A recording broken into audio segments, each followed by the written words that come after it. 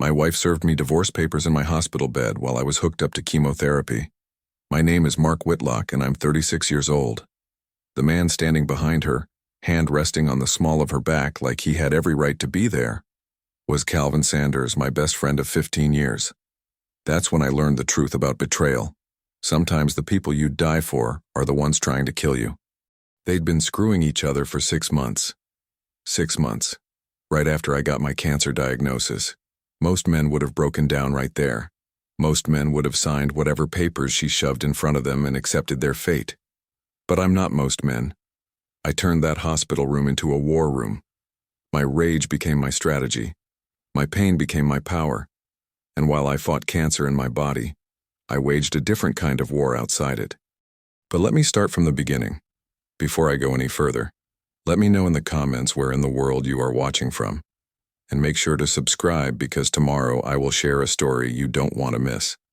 Wednesday afternoon, 3 weeks into my second chemotherapy cycle, I was reading an article on my tablet about investment portfolios, trying to keep my mind sharp while the drugs did their work, when Liza walked through the door. Calvin Sanders trailed behind her, and the moment I saw his hand resting on the small of her back, I knew. Some part of me had suspected for weeks, maybe months. But knowing and seeing are two different things. "Mark, we need to talk," Liza said. No hello. No asking how I felt. Just straight to business. I looked up from the tablet. The IV bag dripped poison into my veins, the kind that kills cancer cells and makes you wish you were dead. "About what?" She pulled out a manila envelope. "I'm filing for divorce. I've already talked to a lawyer. You need to sign these." The heart monitor beeped faster. I watched the spike on the screen, not from shock, but from pure rage coursing through me like the chemo drip. "You're serving me divorce papers while I'm in chemotherapy." "I can't do this anymore, Mark," she said, and she actually sounded tired, like I was the one inconveniencing her. "You're never home, you're always sick, and honestly, I haven't been happy for years, Calvin and you." I turned my head slowly to look at the man I'd known for 15 years. The man who'd been best man at my wedding. "How long?" He finally met my eyes. 6 months. 6 months. I let that number settle in my chest, did the math. "So you started screwing my wife right around the time I got diagnosed." "Mark, don't be crude," Liza snapped. I laughed. Actually laughed. And it hurt my chest, but I couldn't stop. "I'm crude? I'm lying here with stage 3 lymphoma. And you're serving me papers with your affair partner standing right there, but I'm the crude one? This is why I can't stay married to you," she said. "You're always so angry, so difficult." "Difficult?" I sat up straighter, ignoring the pull of the IV line. "Let me tell you what difficult is, Liza. Difficult is puking your guts out 3 times a day. Difficult is losing 40 pounds and all your hair. Difficult is wondering if you're going to die and leave your wife and daughter alone. But you know what? I was doing it. I was fighting. For you. For Amy. "Don't bring our daughter into this," Liza said. "Our daughter?" I stared at her. "You mean the 8-year-old girl who's terrified her dad is going to die? That daughter? Where is she right now, Liza?" "With Vilma, my mother-in-law." "Right. And does Vilma know you're here serving me divorce papers with your boyfriend?" Calvin shifted his weight. "Mark, man, this isn't... You don't get to talk." My voice dropped to something cold and sharp. "You don't get to stand in my hospital room where I'm literally fighting for my life after you've been sleeping with my wife and call me man. You're a coward and a snake, and the only reason I'm not ripping this IV out to beat you unconscious is because I'd lose the only thing keeping me alive right now." "Don't threaten him," Liza said. That wasn't a threat. That was a statement of fact. I turned back to her. "You want a divorce? Fine. But you're not getting a dime from me until I'm out of this hospital and able to handle this properly. And you're sure as hell not taking Amy." "I have primary custody of Amy," Liza said. The lawyer said what? That you can abandon your dying husband, move your boyfriend in and take full custody of your daughter? We'll see what a judge says about that. Especially when they find out your boyfriend here is still married to Marianne with 2 kids at home." Calvin's face went white. "Yeah. Does Marianne know where you are right now, Calvin? Does she know you've been screwing my wife?" Sign the papers, Mark, Liza said, but her voice shook. Get out of my room, both of you. And tell your lawyer I'll be getting my own. A much better one. She slammed the papers on my bedside table. You're being childish. I'm being honest. There's a difference. Now get out before I call security and have you both removed for harassing a patient. Calvin grabbed her arm. Liza, let's just... Yeah, Liza, listen to your boyfriend. Now both of you get the hell out before I make this much worse for everyone. They left. The door clicked shut. I grabbed my phone. First call went to Daniel, my older brother. Corporate attorney, shark in a suit.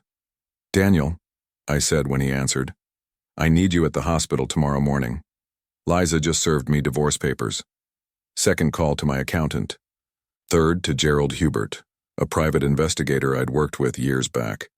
If Liza wanted a war, she was going to get one. I stared at those papers on the bedside table for a long time. Then I opened the notes app on my phone and started writing. That evening, after visiting hours ended, the nurses dimmed the lights around 9. I didn't sleep. I spent the entire night documenting everything I could remember about the past 6 months. Every late night, Liza claimed she had client meetings. Every weekend, she said she was at professional development seminars. Every time, she'd been cold and distant when I needed her most. I made lists of our assets: the house, my consulting business, our joint accounts, Amy's college fund. Every investment, every property, every dollar. By the time dawn broke through my window, I had 17 pages of notes. Thursday morning, Daniel walked through the door at 8:30 carrying a briefcase and wearing the expression he used in courtrooms.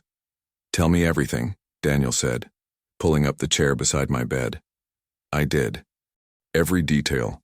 The 6-month timeline. Calvin's wife Marianne and their 2 kids. The way Liza had walked in with him standing right there, hand on her back like they owned the place. Daniel took notes on his tablet. His jaw got tighter with each sentence. She's an idiot, he finally said. Explain. Mark, she couldn't have handed you a better case if she tried. First, she's having an affair with a married man. Second, she served you divorce papers while you're undergoing cancer treatment. That's going to look horrible to any judge. Third, she's trying to claim she should have primary custody while actively breaking up 2 families. Fourth, and this is the big one, did she say anything about your assets? She mentioned wanting the house and half of everything. Daniel smiled, and it wasn't a nice smile. You own your own consulting business. You've been the primary breadwinner for 12 years. She's been a part-time real estate agent who's made maybe 30 grand a year. And she wants half? What are you saying? I'm saying we're going to bury her. But I need you to do exactly what I tell you. When I tell you. Can you do that? Tell me what to do. First, I'm hiring Francis McGraw. He's a forensic accountant. He specializes in divorce cases, finding every asset, every dollar. Second, we're bringing in your guy Gerald Hubert to document everything about this affair. Hotels, restaurants, every meeting. Third, I'm filing a motion today to freeze all joint accounts until we can properly determine custody and asset division. She's going to panic when she can't access the money. Good. Let her panic. Be ready. Saturday afternoon, Liza showed up exactly like Daniel predicted. She barged through the door, face red, practically vibrating with anger. You froze our accounts? She shouted. I can't pay for anything. I looked up from the book I'd been reading. Our accounts. You mean the accounts funded almost entirely by my business while you worked part-time and spent money on lunches and shopping? That's our marital assets. And they'll be divided fairly, after we go through proper legal channels. You filed for divorce, Liza. This is how divorce works. I need money for Amy. Amy is fine. I've set up a separate account for child expenses. You'll have access to that. But the rest? That's getting sorted out in court. You're being vindictive. I set my book down. No, I'm being smart. There's a difference. Now, if you don't have anything else, I have another chemo session in an hour and I'd like to rest. She left, slamming the door hard enough that a nurse came to check on me. The following week, Gerald's report came back on a Thursday. I read it twice. Liza and Calvin had been meeting at the Riverside Inn 3 times a week for 6 months. They'd taken a weekend trip to the coast while I was in the hospital for my first surgery. Liza had been telling Vilma she was at professional development seminars, while she was actually in hotel rooms with Calvin. But the real bomb? Calvin had been embezzling from his own company to pay for the affair. Expensive hotels, dinners, gifts, thousands of dollars he'd stolen to fund his relationship with my wife. His wife, Mary Ann, had no idea. Daniel came by that evening. I handed him the report. "Jesus," he said, flipping through the pages. "This is worse than I thought. Look at page 7, the embezzlement section." He read it, then looked up at me. "What do you want to do with this?" I didn't hesitate. "Send it to Mary Ann. She deserves to know what her husband's been doing." "Mark, that's going to blow up Calvin's entire life." "Good. He helped blow up mine. She has a right to know the truth about who she's married to, what he's been stealing, and where their money's been going." Daniel studied my face for a long moment. "You're sure?" "I'm sure." He nodded. "I'll make the arrangements." Wednesday evening, 3 days after Mary Ann got the report, Liza came through the door like a storm, but this time she wasn't angry. She was terrified. "Did you do this?" she demanded, her voice shaking. "Did you send that information to Mary Ann?" I looked up from my dinner tray. I provided her with facts about her marriage. What she did with those facts was her choice. "Calvin's been arrested, Mark. They're charging him with embezzlement." "That sounds like a Calvin problem. This is your fault." I set down my fork and sat up straighter in bed. The movement made her take a step back. "My fault? I'm not the one who stole money from my company to fund an affair. I'm not the one who blew up 2 marriages and destroyed 2 families. That was you and Calvin. I just made sure the truth came out. You're ruining his life." "No, Liza.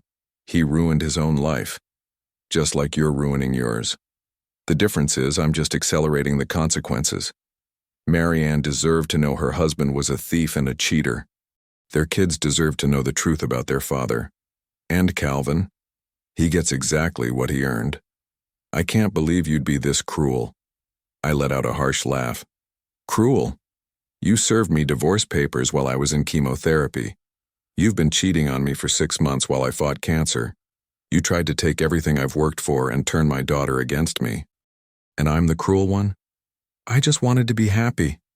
"Then you should have gotten divorced before you started screwing my best friend. You should have been honest instead of sneaking around. You should have had even a shred of decency, but you didn't. So now you get to face what you did." She was crying now, mascara running down her face. "What do you want from me?" "I want you to agree to a fair custody arrangement. I want you to settle for a reasonable division of assets. And I want you to stay the hell away from me unless it's about our daughter. And if I don't, then we go to trial, and I put every text message, every hotel receipt, and every lie you told on the public record. I put your mother on the stand to testify about all the times you lied to her. I show the judge exactly what kind of person you are. And I guarantee you, Liza, you won't like how that turns out." She stared at me, tears streaming down her face, then turned and left without saying another word. 2 weeks later, Daniel came to my room with his tablet in hand and something close to a smile on his face. "Liza's attorney just sent over a settlement offer. And it's reasonable. Fair, even. She gets enough to buy a small condo, you keep the house and your business, and custody splits 50-50. I leaned back against my pillows. "What's the catch?" "No catch. I think she's scared, Mark. She knows if this goes to trial, she loses everything. Her lawyer probably told her the same thing I've been telling you. She doesn't have a case." "What about Calvin?" "Calvin's facing 2 years minimum for the embezzlement. His career is over. His marriage is over. His kids won't talk to him. He's already lost everything." I thought about that for a long moment. Remembered Calvin standing in this room with his hand on Liza's back. Remembered 15 years of friendship thrown away for 6 months with another man's wife. "Take it," I said finally. "You're right, I won. No point dragging this out." Daniel pulled out the settlement papers. I signed them right there in my hospital bed, and for the first time in weeks I felt something close to peace. Liza got what she asked for, her freedom, and it cost her everything else. Late October, hospital, Dr. Clarkson's office. Dr. Clarkson slid the scans onto the light board and stepped back. "Your scans look good, Mark. Really good." I stared at the images, trying to make sense of what I was seeing. The tumors that had lit up like angry stars on the first scans were smaller, Noticeably smaller. How much smaller? Significant reduction, far better than we initially predicted. He turned to me, and for the first time since my diagnosis, he was smiling. Whatever you've been doing, keep doing it. What I'd been doing was channeling every ounce of rage and determination into getting better. Turned out spite was an excellent motivator. When can I go home? Let's give it another week to make sure you're stable. Then we'll talk about discharge. Thursday afternoon, 1 week later, Daniel pulled his car up to my house, and I saw them waiting on the porch. Rosie stood with her hand on Amy's shoulder, both of them watching the driveway. The moment I stepped out of the car, Amy bolted down the steps. "Daddy!" She hit me hard enough that I stumbled back a step, but I didn't care. I wrapped my arms around her and held on like I'd never let go. "I missed you, Daddy," she said into my shoulder. "I missed you too, sweetheart. So much." She pulled back and looked up at me. "You look different." "I know. I lost some weight. And all my hair." I ran my hand over my bald head. "What do you think? Should I keep this look?" She giggled. "No. I like your hair." "Well, good news, it's growing back." Daniel grabbed my bag from the trunk while Rosie came down the steps with a casserole dish. "Welcome home," she said. "Figured you could use a real meal." Over the next few months, I focused on 3 things: my health, Amy, and rebuilding my life. December. The chemo ended 2 days before Christmas. Dr. Clarkson shook my hand and told me he'd see me in 3 months for follow-up scans.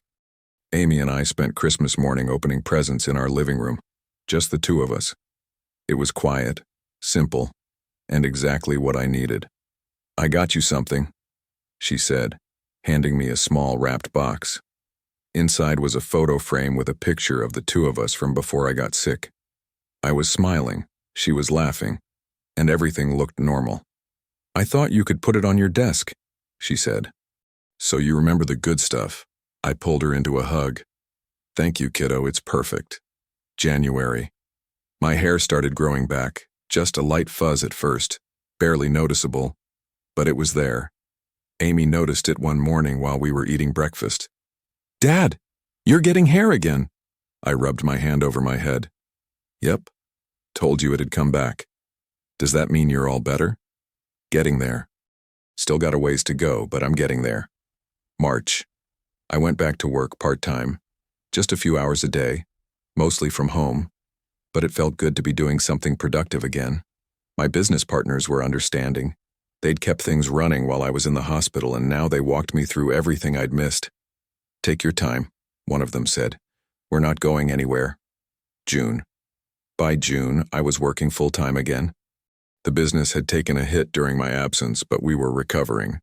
New clients were coming in. Old clients were coming back. Things were stabilizing. Amy adjusted to the custody arrangement better than I'd expected. Weekdays with me, weekends with Liza. She never complained, never asked why things had to be this way. She just adapted. She never asked about Calvin, and I never mentioned him. Early July. Dinner at home. "Mom seems sad a lot," Amy said one night during dinner. I set down my fork and looked at her. "Sometimes adults go through hard times. But that's not your responsibility to fix, okay? Your job is to be a kid and let us worry about the grown-up stuff." She nodded slowly. "Okay. You still having fun with your mom on weekends?" "Yeah. We went to the park last Saturday. And she took me shopping for school clothes." "That's good, I'm glad." She smiled at me then, this big, genuine smile. "I'm glad you're better, Dad." "Me too, kiddo. Me too." Early September. Cancer Survivors Support Group. I'd been going to the support group for a few weeks. Mostly I just listened, but that night the moderator asked if anyone wanted to share something new. I raised my hand. "My wife served me divorce papers while I was in the hospital," I said. "She'd been having an affair with my best friend. It was rough, but I got through it. Came out the other side stronger." A few people nodded. One woman in the back smiled at me, warm, understanding. After the meeting ended, she walked over. "You're Mark, right? You shared about your divorce." "That's me. Bitter divorced dad. At your service." She laughed. "I'm Emily. Emily Parker." She laughed, and the sound was easy, natural. "I'm Emily. Bitter divorced mom, actually. My ex-husband left me when I lost my hair during treatment. Said I wasn't attractive anymore. I felt my jaw tighten. Jesus, I'm sorry. Don't be. She shrugged, but I could see the old hurt underneath. Turns out getting rid of a shallow asshole was the best part of beating cancer. I laughed, actually laughed, and it felt good. Yeah, I'm starting to understand that feeling. How long ago was your diagnosis? 1.5 years. Stage 3 lymphoma. You? 3 years. Breast cancer. They caught it early, thank God, but the chemo was hell. Isn't it always? We talked for another 20 minutes in the parking lot. Just talking, sharing war stories, comparing notes on the nightmare of treatment and the even bigger nightmare of being betrayed when you're at your lowest. You want to grab coffee sometime? She asked. I mean, not as a date or anything, just, it's nice talking to someone who gets it. Yeah, I said. I'd like that. Late September.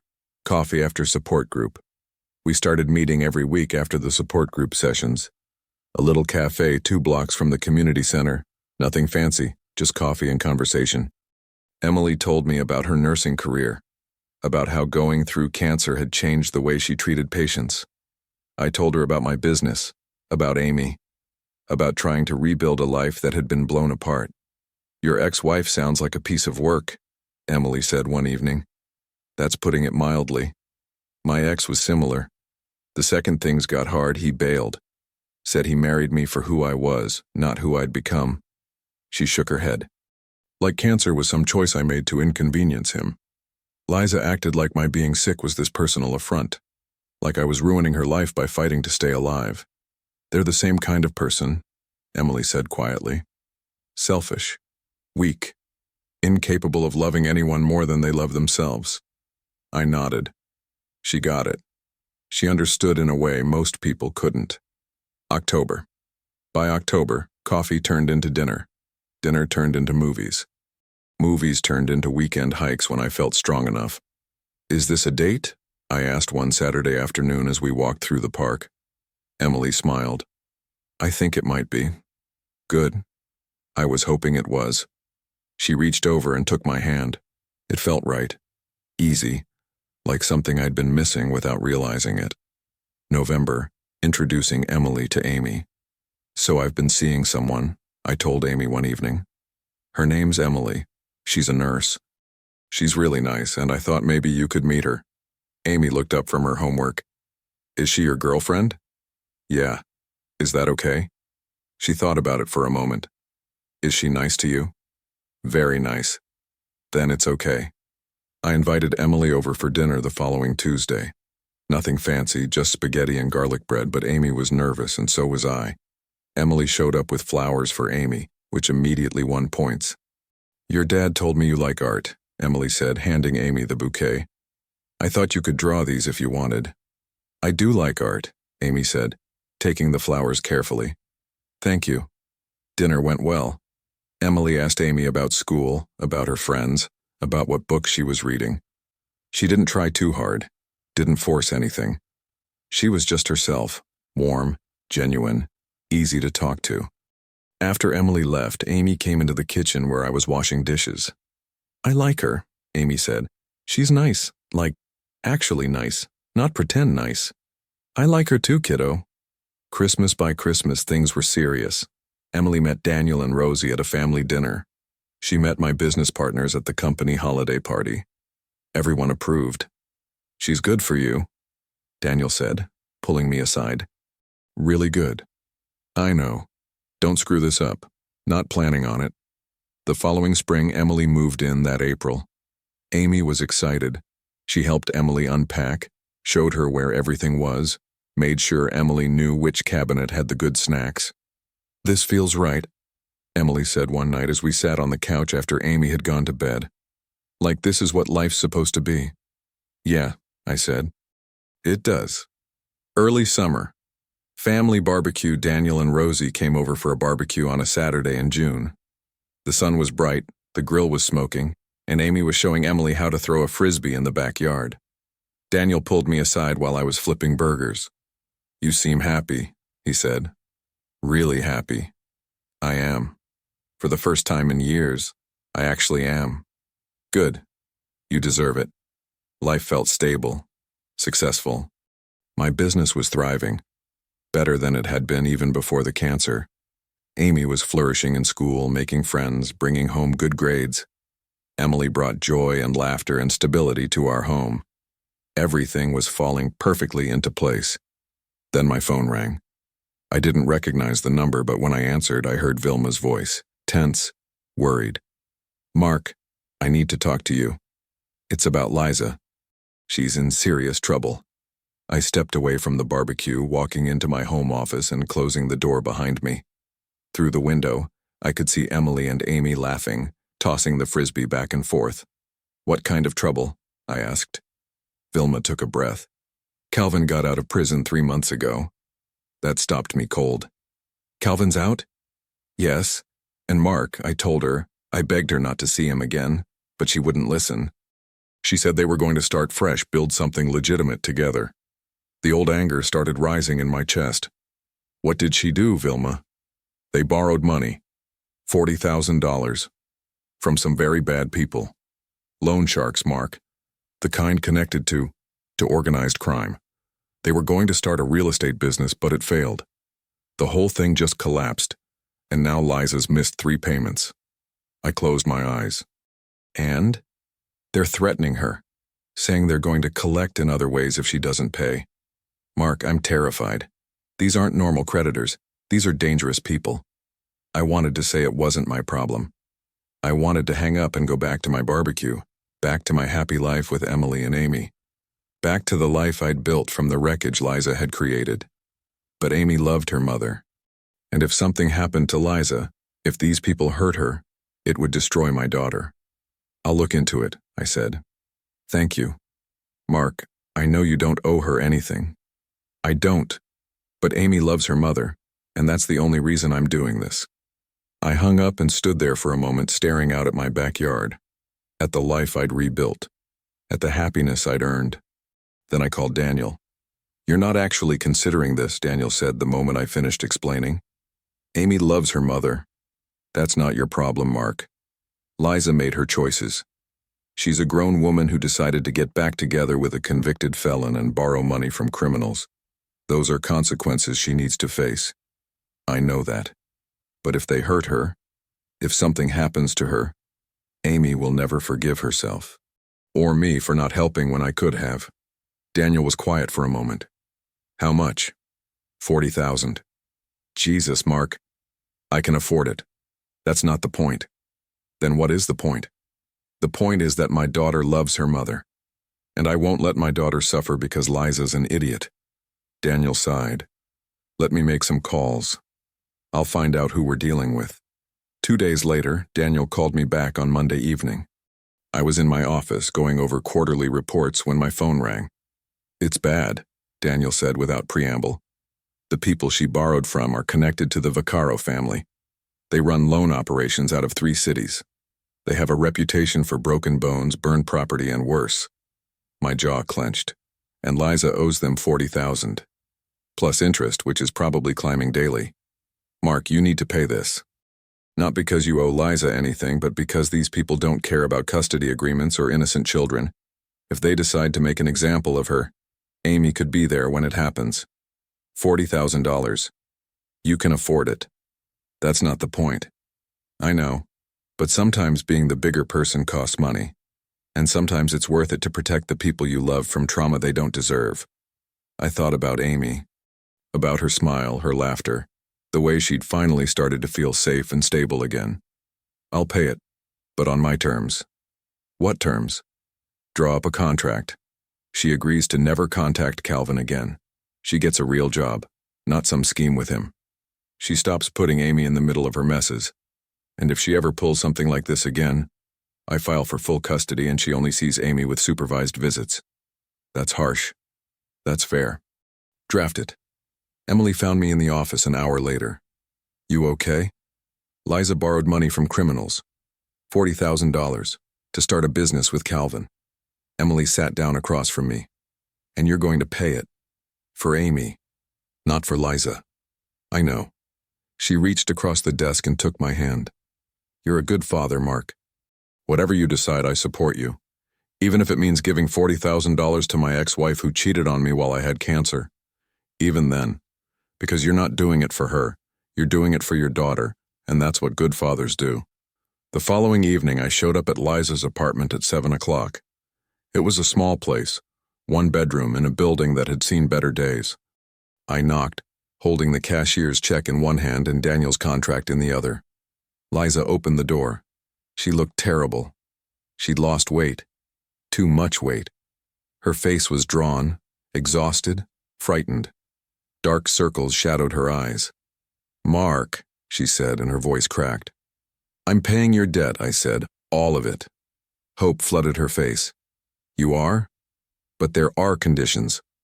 I handed her the contract. "Read it." Every word. She took the papers with shaking hands and started reading.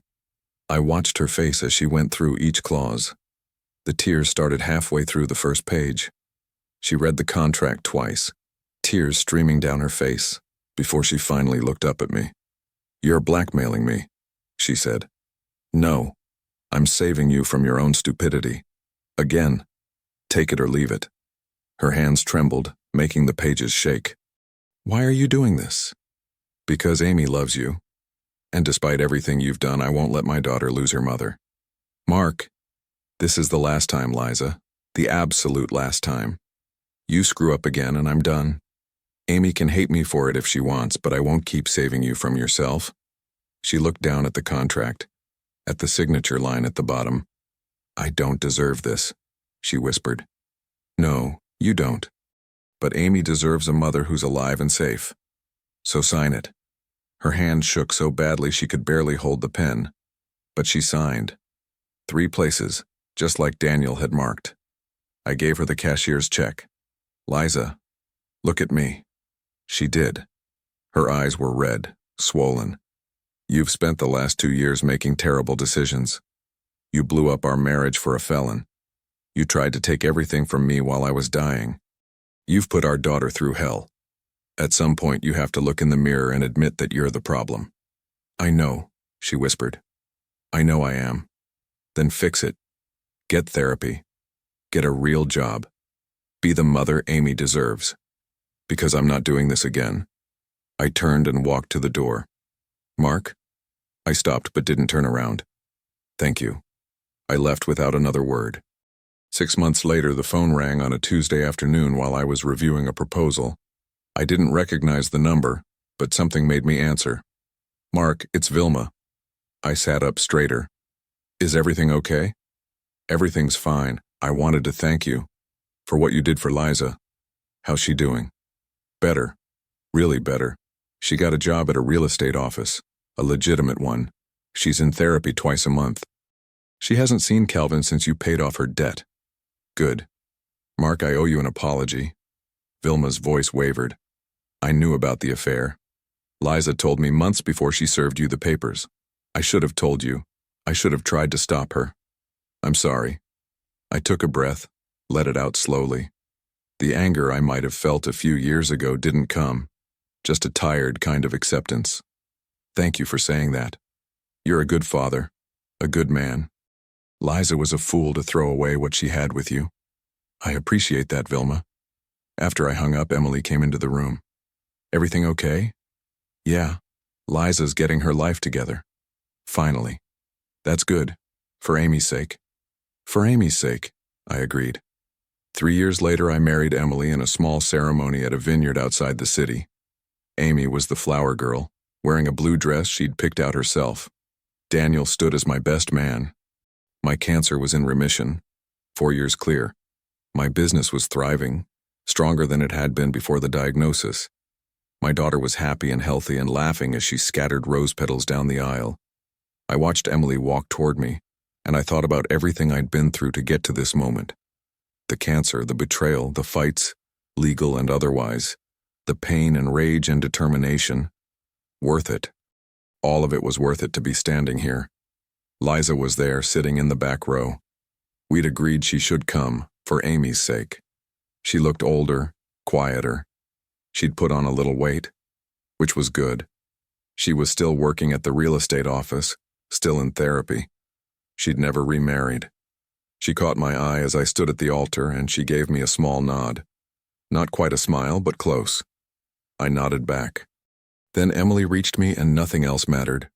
3 years had passed since Liza walked into that hospital room with divorce papers. 3 years since I thought I was dying.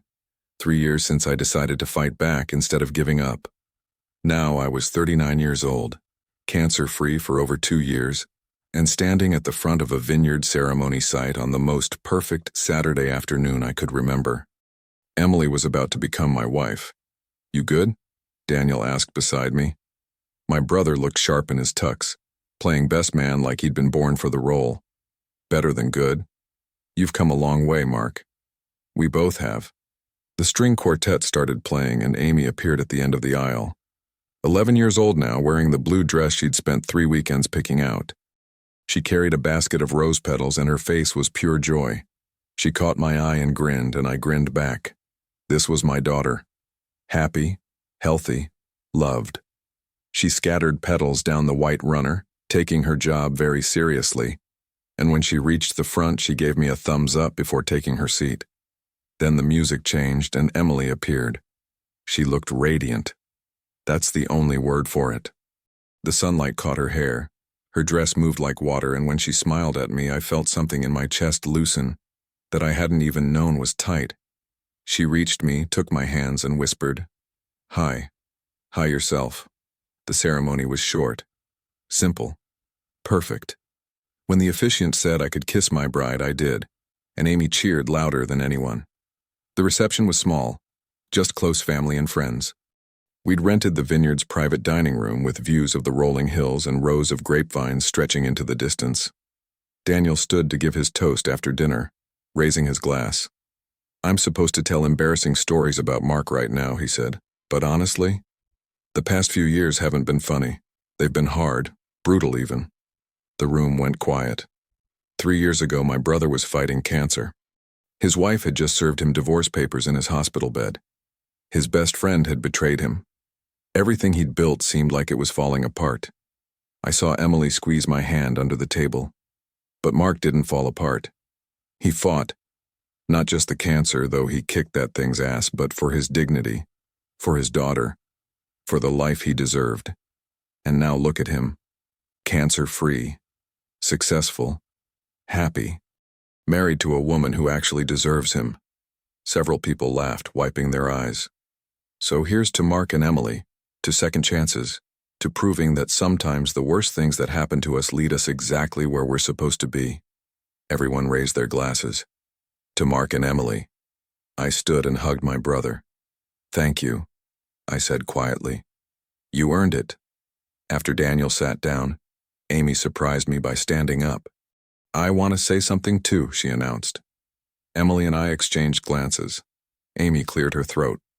"I'm really happy my dad found Emily. For a long time I was worried about him, because he was sick, and then he was sad. But Emily makes him smile a lot. She makes our whole family better.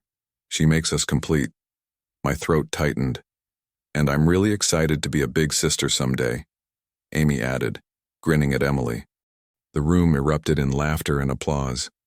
Emily was blushing, laughing, and I pulled Amy into a hug when she sat back down. "Love you, kiddo," I whispered.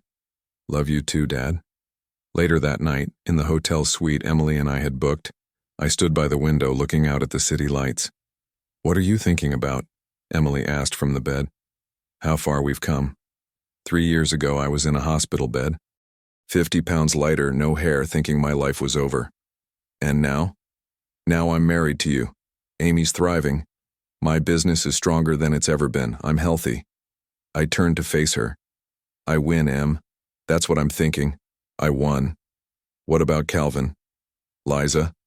I'd heard updates through mutual acquaintances. Calvin was working at a warehouse, living in some studio apartment across town. Marianne had full custody of their kids, and from what I understood, they wanted nothing to do with their father. His career was destroyed. His reputation was ruined. He'd lost everything. Liza was doing okay. She had a decent job at that real estate office, a small apartment, and she was actually showing up for Amy, consistently, for the first time in years. She'd never be the person she was before the affair, but she was trying. And for Amy's sake, I could live with that. Calvin got what he deserved, I said. Liza's getting her life together. But honestly, I don't think about them much anymore. Good. The real victory wasn't destroying them, it was this. Building something better from the ashes. Emily smiled. Come to bed, Mark. I did. And for the first time in years, I fell asleep without a single regret. It's been 5 years now since that Wednesday afternoon. I'm 41 years old, cancer-free for 4 consecutive years. Happier than I've ever been in my entire life. Amy's 13 now, a teenager, which still feels impossible. She's thriving in school, getting straight A's, playing on the volleyball team, and maintaining a healthy relationship with both me and Liza. She splits her time between households without complaint, spending weekdays with Emily and me, weekends with her mother. She knows what happened between Liza and me. The age-appropriate version, at least. She's smart enough to have figured out more than we've told her, but she handles it with a maturity that honestly amazes me sometimes. Liza sends child support payments on time every month. Shows up for Amy's school events, volleyball games, parent-teacher conferences. We're cordial when we see each other, polite even, but there's a distance between us that will never close. A permanent chasm. She never remarried, still works at the same real estate office, still goes to therapy every week from what Vilma tells me. She's stable now, functional, but she'll never be the person she was before the affair. I don't hate her anymore. Honestly, I don't think about her much at all except as the woman who shares custody of my daughter. Nothing more than that. Calvin's life never recovered. He's 40 now, working whatever dead-end jobs will hire a convicted felon. His kids want nothing to do with him. Marianne remarried 2 years ago, some guy named Patrick who treats her and the kids well, from what I've heard. I saw Calvin once about a year ago at a gas station off Highway 9. He didn't see me. I was pumping gas and he was inside paying for cigarettes. He looked old, tired, defeated in a way that went deeper than just physical exhaustion. Part of me felt satisfaction. Part of me just felt sad. He threw everything away. His marriage, his kids, his career, his reputation for 6 months with another man's wife. Was it worth it? I doubt he'd say yes now. Emily and I are trying to have a baby. She brought it up about 6 months ago over dinner, her hand reaching across the table to take mine. I want us to have a child together, she said. If you want that too. I did. I do. Amy's excited about the possibility of being a big sister. She's already planning how she'll teach the baby everything. How to ride a bike, how to do math homework, how to stand up to bullies. You're getting ahead of yourself, kiddo, I told her last week. I know, but I'm excited, Dad. So am I. My consulting business keeps breaking its own revenue records. Last quarter was the best we've ever had. Daniel and I talk almost every day now, closer than we've been since we were kids. People ask me sometimes how I survived everything. The cancer, the betrayal, the divorce. I tell them the truth. I survived because I refused to be a victim. I turned my rage into strategy, my pain into purpose. I knew the best revenge wasn't destroying Liza. It was building a life so good, so fulfilling that her betrayal became the catalyst for something better. Liza spent years chasing happiness in all the wrong places. She destroyed our marriage for an affair with a man who destroyed himself. She lost a husband who loved her, a home we'd built together, and the respect of everyone who knew what she'd done. She got exactly what she wanted, freedom from me, and it cost her everything. The real victory wasn't punishing her. The real victory was surviving, rebuilding, and coming out the other side with a life better than anything I had before.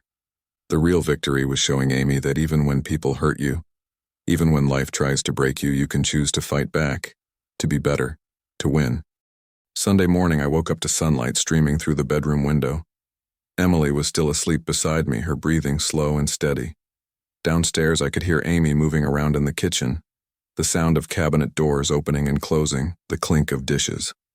I got out of bed carefully, not wanting to wake Emily, and pulled on sweatpants and a t-shirt. When I got downstairs, Amy was making pancakes.